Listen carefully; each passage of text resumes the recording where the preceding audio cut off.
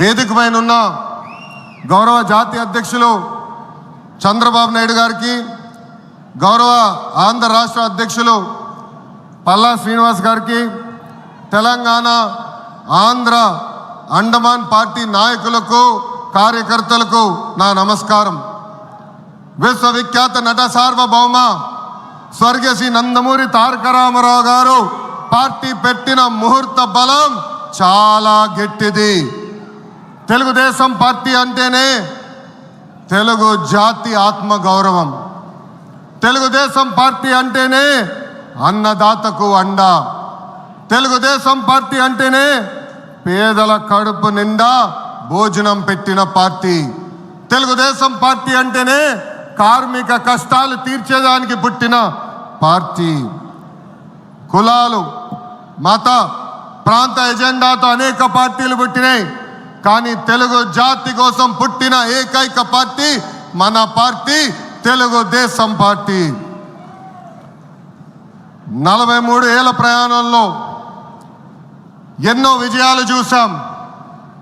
మనకు ప్రతిపక్షం కొత్త కాదు, మనకి అధికారం కూడా కొత్త కాదు. అధికారంలో ఉన్నా ప్రతిపక్షంలో ఉన్నా తెలుగు వాళ్ళు ఎక్కడైనా ఇబ్బందుల్లో ఉంటే మొదటిగా స్పందించిన పార్టీ ఒక తెలుగుదేశం పార్టీ. సమాజమే దేవాలయం, ప్రజలే దేవుళ్ళన్న అన్నారు అన్న ఎన్టీఆర్. మన అధినేత చంద్రబాబు గారు దగ్గర నుంచి కార్యకర్తల వరకు అందరం ఏదో ఒక రూపంలో ప్రజలకి సేవలు చేసుకుంటూ వచ్చాం. మారుతున్న కాలానికి తగ్గట్టుగా పార్టీ కూడా అడుగులు వేయాలి. ఎప్పటికప్పుడు పార్టీలో చర్చ జరగాలి, ప్రజలకు మరింత దగ్గర అవ్వాలి. ప్రణాళికలు సిద్ధం చేసి ఆ ప్రణాళిక పైన మహానాడులో చర్చించాల్సిన బాధ్యత మనందరిపైన ఉంది.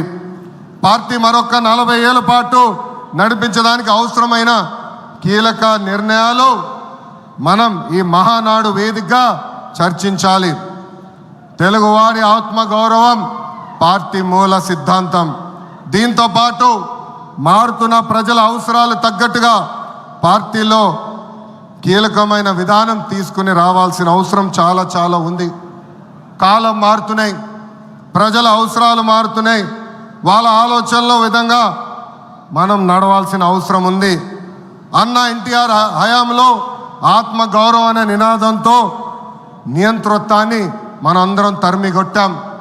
మన చంద్రన్న హయాంలో ఆత్మవిశ్వాసంతో తెలుగు ప్రజల భవిష్యత్తుకు పునాది మనం వేసాం. ఇప్పుడు అదే స్ఫూర్తితో ప్రజలకు, పార్టీకి, కార్యకర్తలకు మంచి భవిష్యత్తు అందించాలన్న లక్ష్యంతో సరికొత్త నినాదాన్ని రూపొందిస్తున్నాము. దీనికోసం 6 శాసనాలు నేను ఈరోజు మీ ముందు ప్రతిపాదిస్తున్నా. నా తెలుగు కుటుంబంలో భాగంగా ఈ 6 శాసనాలు ఉంటాయి. మొదటిది తెలుగు జాతి విశ్వఖ్యాతి, 2 యువగలం, 3 స్త్రీ శక్తి, 4 పేదల సేవల్లో సోషల్ రీఇంజనీరింగ్, 5 అన్నదాతకు అండగా, 6 కార్యకర్తలే అధినేత. ఇవి మన 6 శాసనాలు. మొదటిది తెలుగు జాతి విశ్వఖ్యాతి. నేడు దేశంలోనే తెలుగుదేశం వల్ల తెలుగు వాళ్ళకు ప్రత్యేక గౌరవం, గుర్తింపు వచ్చింది. ఆనాడు అన్నగారిని బర్తరఫ్ చేస్తే ఢిల్లీలో మెడలు వంచి తిరిగి ముఖ్యమంత్రి అయ్యారు అన్నగారు. అదే తెలుగు జాతి పౌరుషం. తెలుగు వారిని ప్రపంచంలో పెట్టింది మన చంద్రన్న. కులం, మతం, ప్రాంతం అతీతంగా అన్ని రంగాల్లో ప్రపంచంలోనే నంబర్ 1 స్థానంలో తెలుగు జాతి ఉండాలి. అన్ని రంగాల్లో మన తెలుగువారు ముందు ఉండాలి. ఇది ఎజెండాగా పెట్టుకుని మనందరం పని చేయాల్సిన అవసరం ఉంది. రెండోది యువగలం. తెలుగుదేశం పార్టీలో యువతకు పెద్ద పీట వేస్తున్నాం. వేదికమైన మీరు చూస్తే అర్థమవుతుంది. మొన్న జరిగిన ఎన్నికల్లో 164 శాసనసభ్యుల్లో 88 మంది మొదటిసారి గెలిచిన శాసనసభ్యులు ఉన్నారు. క్యాబినెట్లో కూడా తీసుకుంటే 25 మంత్రులకి ఏకంగా 17 మంది మొదటిసారి మంత్రులుగా కూడా నియమించారు గౌరవ జాతీయ అధ్యక్షులు చంద్రబాబు నాయుడు గారు. సీనియర్ని జూనియర్ని గౌరవిస్తాం, పనిచేసే వాళ్ళని ప్రోత్సహిస్తాం. గత ప్రభుత్వంలో ఒక HSBC Franklin Templeton Amar Raja జాకీని తరిమేస్తే మన ప్రభుత్వ అధికారంలోకి వచ్చిన తర్వాత TCS, LG electronics, NTPC, BPCL, Reliance CBG, Arcelor Mittal ఇలా అనేక పరిశ్రమలు ఆంధ్ర రాష్ట్రానికి తీసుకొచ్చాం. మెగా డిఎస్సి ప్రకటించాం. ఈ మెగా డిఎస్సి ద్వారా 16,347 ఉపాధ్యాయుల పోస్టులు వచ్చే నెల జూన్ మాసంలో కూడా మనం భర్తీ చేయబోతున్నాం. ఇంకా యువతకు 20 లక్షల ఉద్యోగాలు కల్పించే లక్ష్యంలో మన ప్రభుత్వం అడుగులేస్తుంది. మన రాష్ట్రంలో బలమైన యువశక్తి ఉంది. వారికి సరైన అవకాశాలు అందిస్తే దూసుకుని పోతారు. అన్ని రంగాల్లో వారికి ఉపాధి ఉద్యోగ అవకాశాలు కల్పించడమే మన లక్ష్యంగా పెట్టుకుంటున్నాం. మూడోది స్త్రీ శక్తి. అన్న ఎన్టీఆర్ మహిళలకు ఆస్తుల్లో సమాన హక్కు కల్పించారు. మహిళలకి ఆర్థిక స్వాతంత్రం ఇచ్చింది మన చంద్రన్న. గత ప్రభుత్వంలో శాసనసభ సాక్షిగా తల్లిల్ని అవమానించారు. సొంత తల్లిని చెల్లిని మెడబెట్టుకుని బయటికి గెంటేశారు. అర్థమైందా రాజా? అర్థమైందా రాజా? ఉద్యోగ ఉపాధి అవకాశాల్లో మహిళలకు రిజర్వేషన్, మహిళలకు విశ్వవిద్యాలయాలు, దీపం పథకం ఇచ్చింది తెలుగుదేశం. రానున్న రోజుల్లో మహిళల్ని మరింత బలోపేతం చేసి స్త్రీ శక్తి ద్వారా మనం కృషి చేయాలి. పార్టీ పదవుల దగ్గర నుంచి అన్ని రంగాల్లో మహిళల్ని సమానంగా బాధ్యత భద్రత కల్పించాలి. ఈరోజు నేను కొన్ని విషయాలు మీకు చెప్పాలనుకుంటున్నా. చట్టాలు శిక్షల వల్ల సమాజంలో మార్పు రాదు. సమాజంలో మార్పు రావాలంటే మన ఇంట్లో మార్పు మొదలవ్వాలి. ఇప్పుడు కూడా మనం కొన్ని పదాలు వాడతాం. గాజులు తొడుకున్నావా, చీరలు కట్టుకున్నావా, ఆడపిల్లలాగా ఏడవద్దు, ఇలాంటి పదాలు మనం మానేయాలి. అప్పుడే మనం ఆశించిన మార్పు సమాజంలో వస్తుంది. నేను ప్రతిపక్షంలో ఉన్నప్పుడు ఆనాడు ఒక మహిళా మంత్రి నాకు చీర గాజులు పెడతానని చెప్పారు. ఆనాడే చెప్పా ఆమెకి, చీర గాజులు పంపించండి, మా అక్క చెల్లెలకు పెట్టి వాళ్ళు కాలు మొక్కి ఆశీర్వాదం తీసుకుంటానని. నాలుగోది పేదల సేవల్లో సోషల్ రీఇంజనీరింగ్. పేదరికం లేని సమాజం తెలుగుదేశం పార్టీ లక్ష్యం.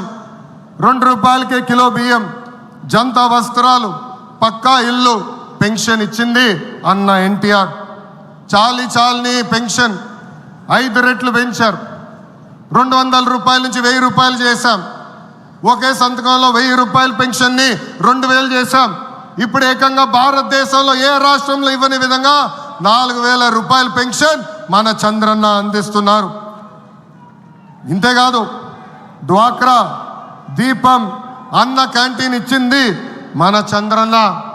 భారతదేశంలో ఏ నాయకుడు సాహసం చేయలా, కానీ మన నాయకుడు చంద్రన్న సాహసం చేసి ఎన్ని ఆర్థిక ఇబ్బందులున్నా ఇచ్చిన బాబు సూపర్ 6 హామీ నిలబెట్టుకునేందుకు ముందలికి అడుగులేస్తున్నారు.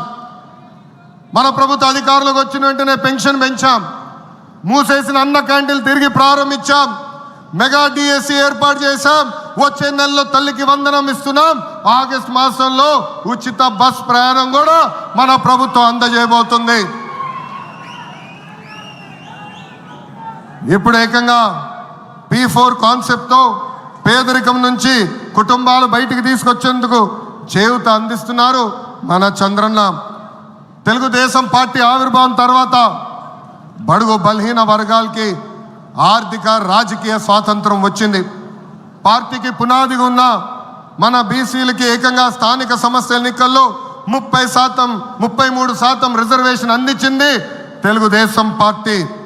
అందరికీ ఆమోదంతో ఏకంగా వర్గీకరణ చేసింది కూడా తెలుగుదేశం పార్టీ. అందుకే ప్రతి వర్గానికి న్యాయం చేయాలి.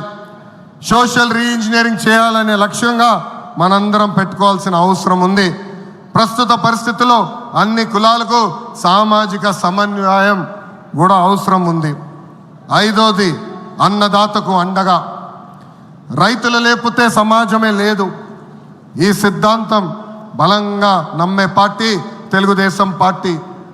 అన్న ఎన్టీఆర్ గారి దగ్గర నుంచి మన చంద్రన్న వరకు రైతుల జీవితాలు మార్చేందుకు కృషి చేశారు.